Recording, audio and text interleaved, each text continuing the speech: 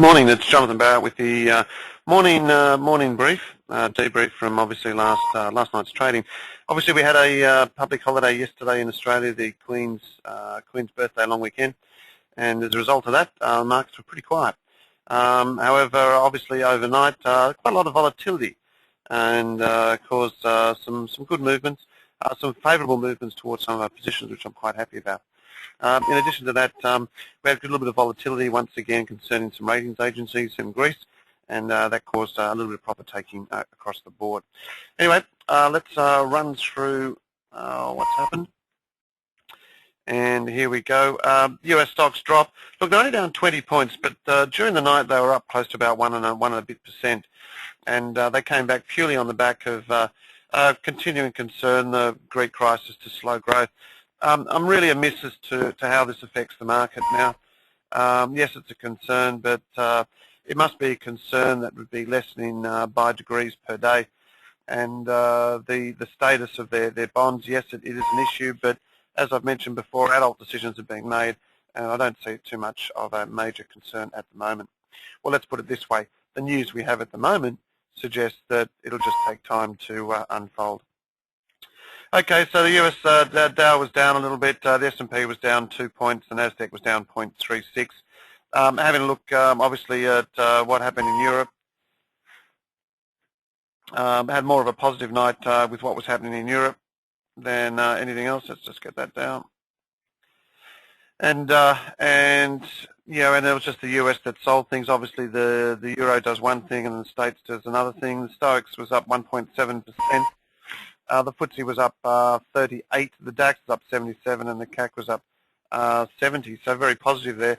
The local market was only closed up 16 points, so expect a little bit of a mixed session today, but I would be a little bit more confident that it'll be relatively okay. Okay, so that's pretty much on the equity markets. As we said here, Greece cuts 4 steps to junk bonds, junk status. And look, I'm see how it goes. A little bit concerned there, but for BP, as they might lose their leases, according to Obama, who still seems to be quite cranky over what's happening in the Gulf, and rightly so. Other major news there: UK budget is forecast to narrow, so that's a positive thing. As a result of that, on our currencies, we saw quite a little bit of weakness towards the US dollar, and let's just have a quick look at that there. As always, let's have a look at that dollar index. There it is, 86.96. You can see that she came back quite quickly, and this sort of area here of what I would say is divergence is quite typical, and it indicates to me that we should be down near that 86 quite quickly. The price action on the hourly basis also suggests perhaps an intermediate low here just for the session, but it's certainly taken out 86.50, 86.40. You can certainly add to some positions there. That's on a weak dollar. Now, how did that fare against the euro and the Aussie? You can see how the Aussie there reached a high there up to that 86.40 before coming back. A little bit of profit taking, all part of the game, and expect that. And you can see that on the daily chart how that's unfolding.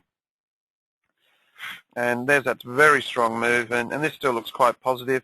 Obviously, a little bit of a tough area around here, which you'd expect, and maybe some consolidation back a little bit before heading onwards and higher.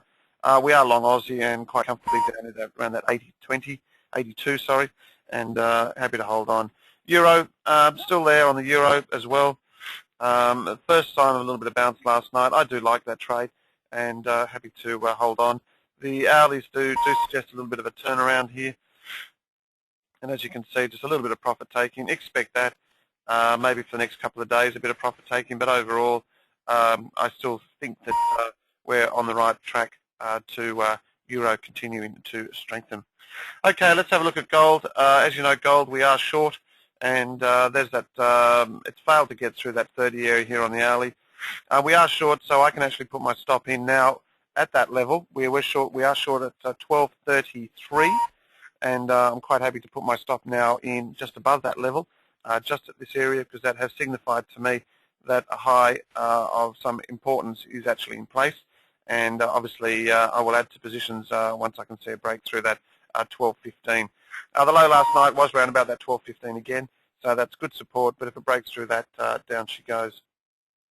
Okay, having a look at some of the others, crude, still long crude. I'd sort of been interested here because we always seem to bounce this level and come off a little bit. And this area here is all very tough resistance, and we seem to come off it all the time. So I am hoping that we get a break through this level. We did want to trade with the break through that 75.20, which we did. We're already long here, but let's see how the next 24 hours go. But we are also long our way down here, so our average is around about here. So that's not too bad at all. Copper's looking okay, so quite happy there. Now I just want to have a look at some of the softs now, and in particular wheat. Wheat's something we've mentioned quite a few times on our tweets and also in our reports, and quite positive about the picture for wheat. Obviously some weather concerns is hampering the harvest, and that to me is just a slight issue. But look at that run we've seen. There it is there. It's a great run.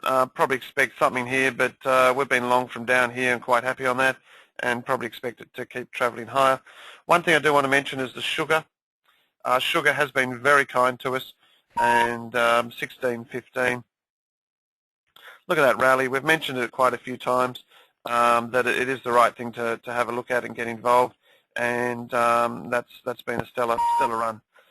Question is obviously is how far more further can it go, but when you just look at where it's been, you can see that there is that potential that we are pretty much on some pretty significant lows. Okay, just looks like I've frozen up just there a little bit. There we go, that's a bit better. There you can see that's where it's coming from. So we've still got upside targets of 18 in place there, but certainly dips can be looked at. Rightio, let's have a quick look at the share market, and then that should probably do it. And I will have another quick look at natural gas as well. But the share market, actually feel that given the supportive nature we've had from commodities over the last couple of days, that it should be okay. And there's the SPY there. Look, it should come back just a little bit, but not too much, and probably expect just a little bit of weakness today and tomorrow. But I think that just comes back into good support and represents good opportunities. Righty-ho. Now, natural gas is the only other one I wanted to have a quick look at, and just try and get that daily for you as well, because natural gas, like sugar, is that alternative we talked about to the concerns that we were finding in the Gulf. And as a result of that, we felt that governments would focus more on the natural gas market. And there it is there. It's 506. We have had a standout recommendation for this for some time, and it continues to show good things for us, and still quite happy about it. There it is there, broken out through that top side, and still like it. Okay, let's have a quick look at the economic calendar, what's due out tonight. And the most important stuff we've got, I guess, CPI, retail RPI in the UK, Eurozone trade balances and employment, which will be quite interesting given that we had some very good IP data out of Euro last week. So let's see what happens there.